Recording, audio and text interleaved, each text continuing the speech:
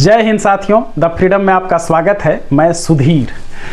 साथियों, आज हम लोग देखेंगे भगत सिंह का मुकदमा नाम से जो श्रृंखला चल रही थी।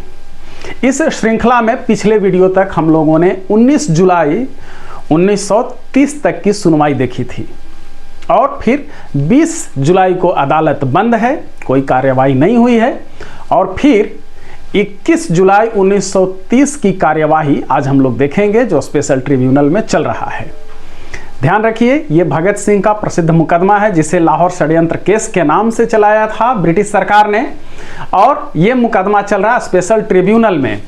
3 जजों का पैनल है जो इसकी सुनवाई कर रहा है और क्रांतिकारियों ने अदालत का बहिष्कार कर रखा है। मतलब अदालत में कोई अभियुक्त उपस्थित नहीं है, कोई भी क्रांतिकारी नहीं है, अभी उनकी तरफ से कोई वकील नहीं है, तीनों जज हैं और फिर सरकार की तरफ से नियुक्त वकील हैं। इसके अलावा हमेशा की तरह जो हम लोग लगातार पिछले वीडियो में देख रहे थे कि दोनों ही जेलों के जो असिस्टेंट जेलर हैं, 2 जेल इसलिए चर्चा हो रही है, फिर से मैं याद दिला दे रहा हूं कि भगत सिंह और बटुकेश्वर दत्त लाहौर सेंट्रल जेल में बंद हैं। बाकी जो दूसरे और अभियुक्त हैं, दूसरे जो क्रांतिकारी हैं, वो बोस्टल इंस्टीट्यूट, जिसे बोस्टल जेल भी कहा जाता है, वहां पर बंद रखे गए थे। तो दोनों ही जेलों के असिस्टेंट जेलर आते हैं और अदालत को बताते हैं रोज की तरह कि अभियुक्तों से हमने चलने के लिए कहा लेकिन अभियुक्तों ने इनकार कर दिया और फिर जज इसके बाद कार्यवाही आगे बढ़ाने की अनुमति देते हैं। आगे की सुनवाई शुरू होती है और 21 जुलाई 1930 में पहले गवाह के रूप में पेश होता है गवाह संख्या 152। इसका नाम है चौधरी गुलाम रसूल, डीएसपी है ये पुलिस में अमृतसर में। ये अपनी गवाही में बताता है ये किशोरी लाल को दिल्ली लेकर के आया था और जब दिल्ली जेल में भगत सिंह बंद थे तो उनके पास किशोरी लाल को ले गया था, इसके बारे में वो बताता है। फिर गवाही होती है गवाह संख्या 153। ये भगत सिंह की लिखावट का नमूना इसने लिया था। बशीर अहमद, पिता का नाम रशीद अहमद उर्फ बुंदू, जाति शेख, उम्र 27 साल, ये साइकिल का व्यापारी है और खैबर पास मार्केट दिल्ली में इसका पता दर्ज है। इस केस की कितनी बारीकी से छानबीन हुई है, अब ये कुछ 2-3-4 गवाह हैं, इनसे आप समझ सकते हैं कि भगत सिंह की हैंड राइटिंग का नमूना भी लिया गया था। चूँकि पहले जो सैंडर्स मर्डर के बाद चिपकाए गए थे पोस्टर, उसमें उन्हें लिखा था भगत सिंह ने अपने हाथ से, तो हैंड राइटिंग एक्सपर्ट की मदद ली गई थी और मिलान करने के लिए भगत सिंह की हैंड राइटिंग का नमूना लिया गया था। तो जिन लोगों के सामने नमूना लिया गया था, जो गवाह थे, वो अभी इसकी गवाही दे रहे हैं और इसी में ये गवाह पेश हुआ है। ये बताता है कि उसके सामने ही भगत सिंह की लिखाई का नमूना लिया गया था और भगत सिंह की जो फोटो है अदालत में रखी हुई एग्जिबिट P-231, उसे वो पहचानता है। इसके बाद करम सिंह है,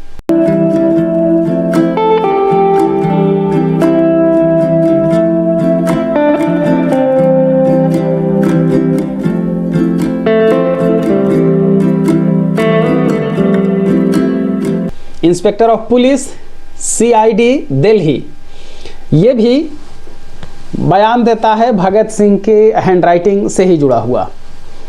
इसके बाद गवाह संख्या 155 जब्बर हुसैन, पिता का नाम असगर अली, जाति सैयद, उम्र 35 साल, मैनेजर है यह court of wards of Rai Bahadur बूटा सिंह दिल्ली में, और यह भी भगत सिंह की हैंडराइटिंग के बारे में गवाही देता है कि इसके सामने गवाही हैंडराइटिंग ली गई थी।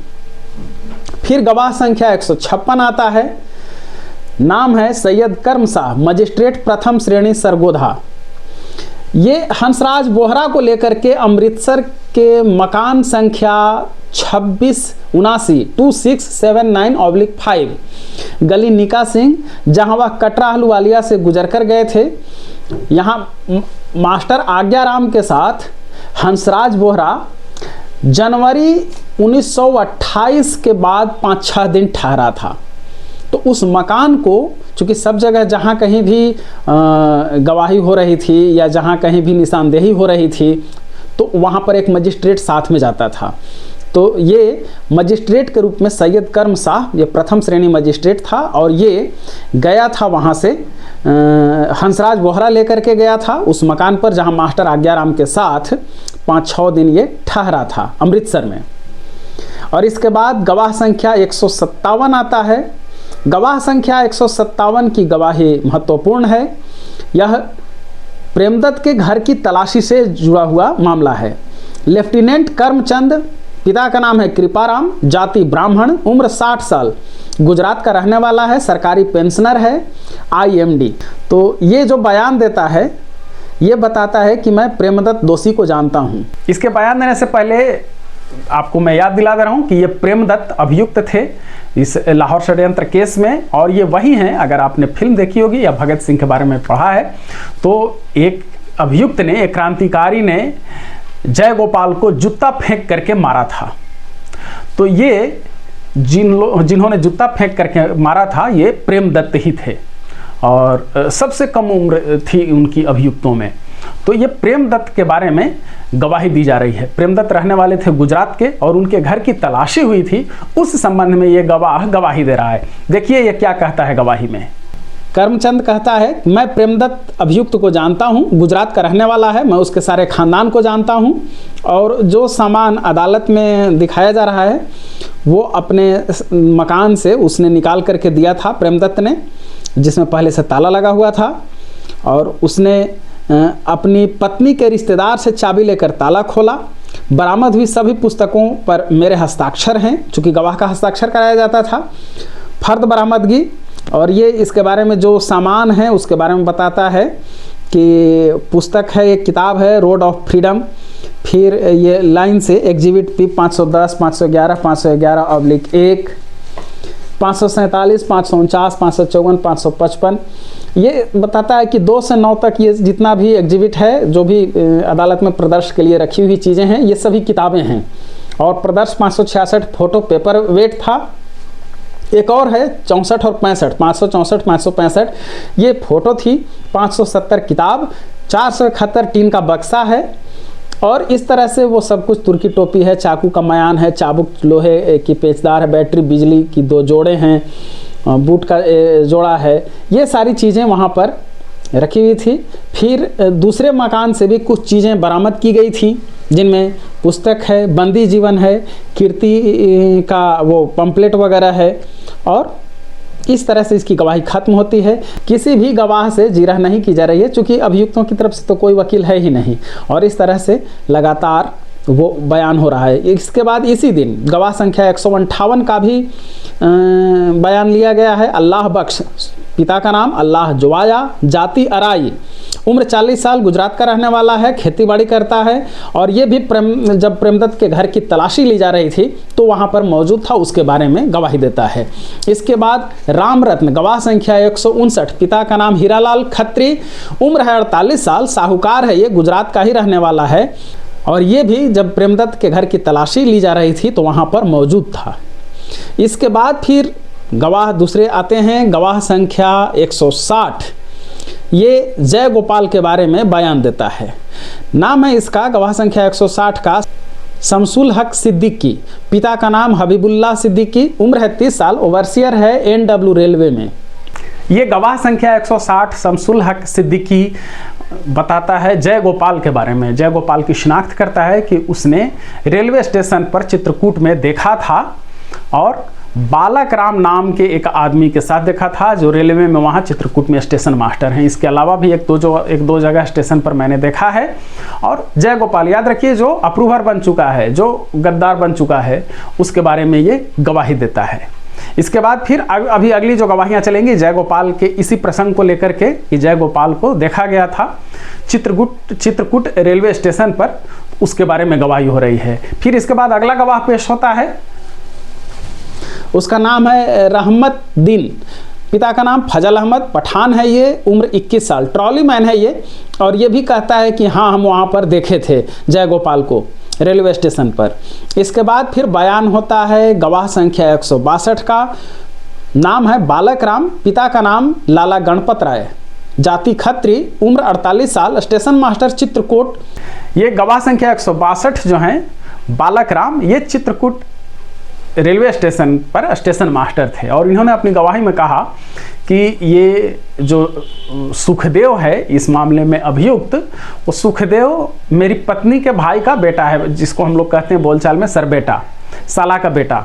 तो सुखदेव मेरा सरबेटा है और जय गोपाल से मैं मिला था सुखदेव के ही माध्यम से, जब मैं एक बार वहाँ गया हुआ था लाहौर में, तो और वो बताया था कि मेरा दोस्त है।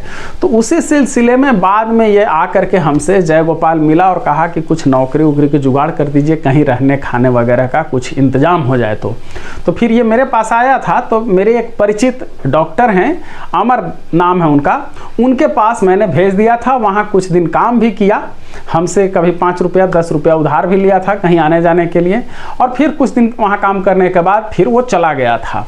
ये बताते हैं बालक राम।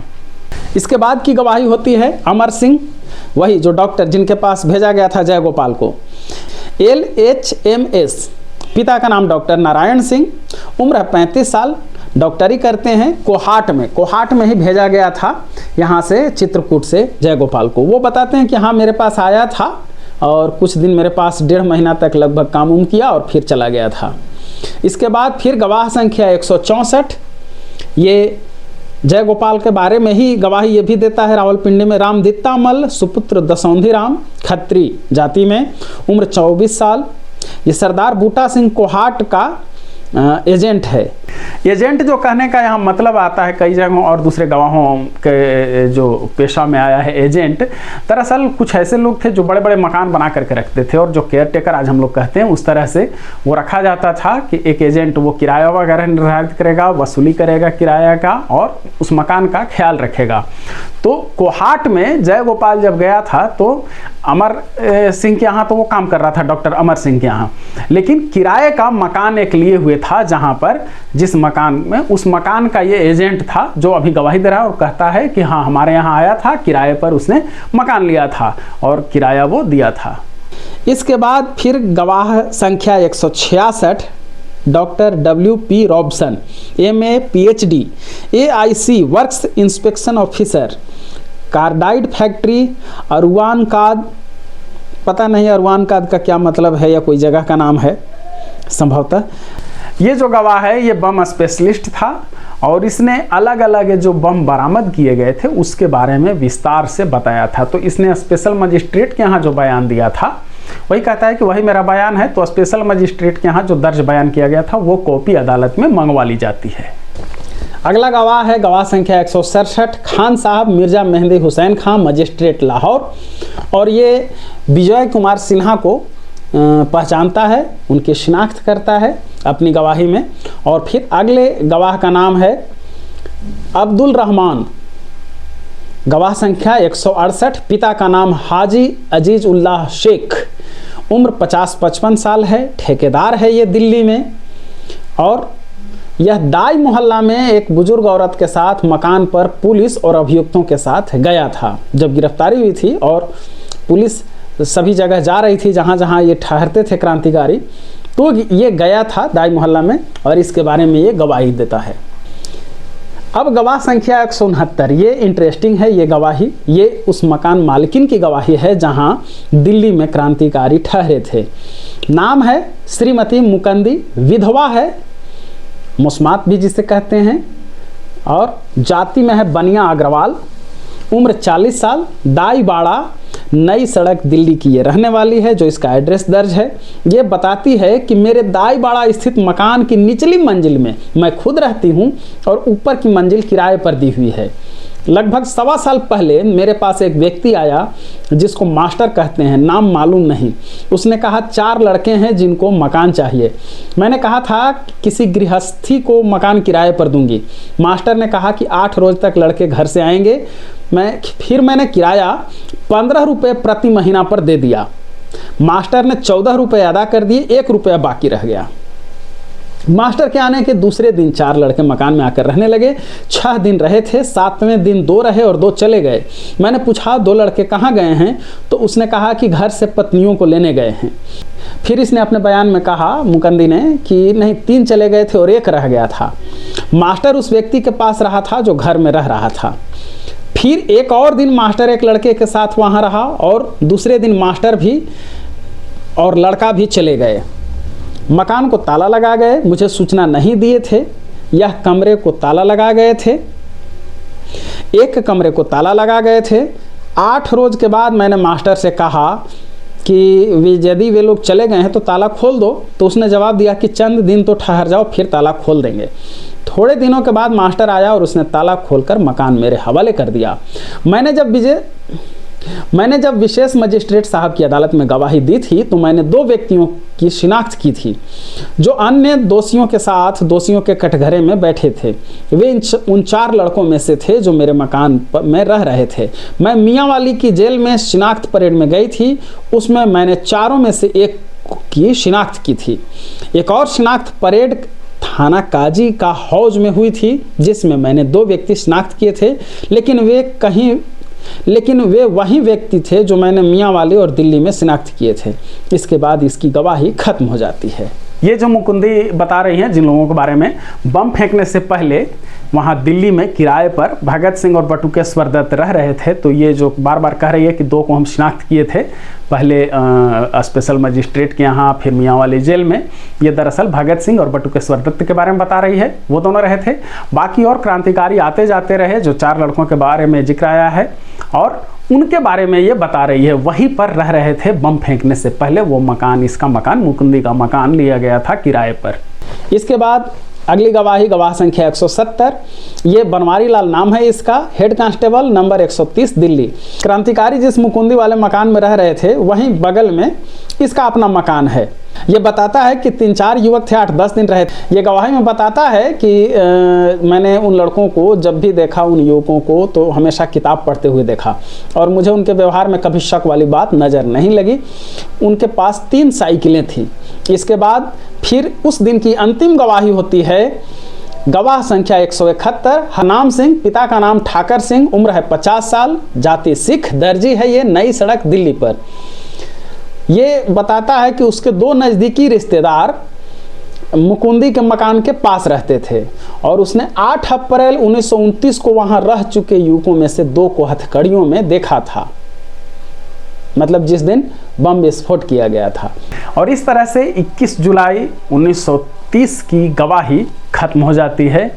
और फिर अगली गवाही हम लोग देखेंगे अगले वीडियो में। आप देख रहे हैं भगत सिंह का मुकदमा। साथियों, आप सबसे आग्रह है कि आपने चैनल को सब्सक्राइब नहीं किया है तो सब्सक्राइब कीजिए और अगर आपने सब्सक्राइब कर रखा है तो नोटिफिकेशन ऑन कीजिए ताकि सभी वीडियो आप तक पहुंच सके। दूसरे लोगों को भी जिन्हें क्रांतिकारियों के बारे में, देशभक्ति के बारे में रुचि है, उन तक ये वीडियो शेयर कीजिए, पहुंचाइए। आप देख रहे हैं देश का एकमात्र चैनल जो क्रांतिकारियों को समर्पित है, जिसमें देश के तमाम क्रांतिकारियों के बारे में जानकारी दी जाती है। फिर मिलेंगे अगले वीडियो में। जय हिंद साथियों, इनकलाब जिंदाबाद। और